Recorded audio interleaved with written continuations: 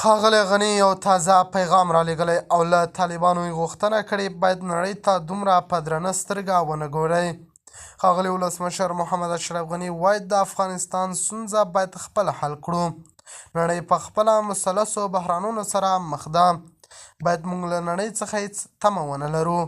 هغه ویلي خپل کور خپله جوړوو، بل کور نشي کولی چې زموږ کور کې لاسوهنه وکړي او یا هم زموږ کور جوړ کړي، او دا کار هیڅکله هم نشي کېدلی او نه یې څوک کوی شي.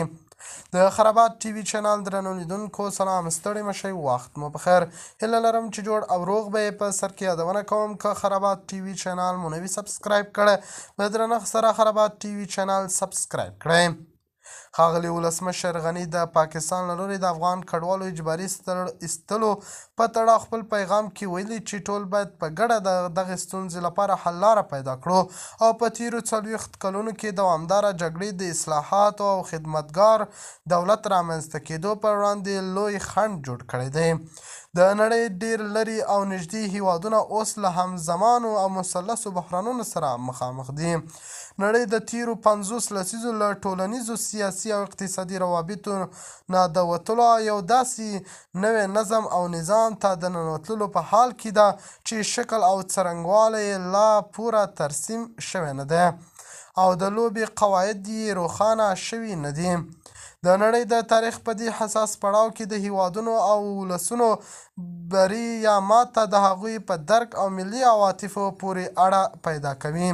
د ښاغلي غني په وینا هغوی چې ځانونه په خپله ویشي او جلا کوي او خپل ستروالی او ارزښت قصداً ټیټوي، له نورو عمیقو بحرانونو سره مخامخېږي او حتماً به د خپلې لارې په موندلو او انتخابات کې اشتباه کوي.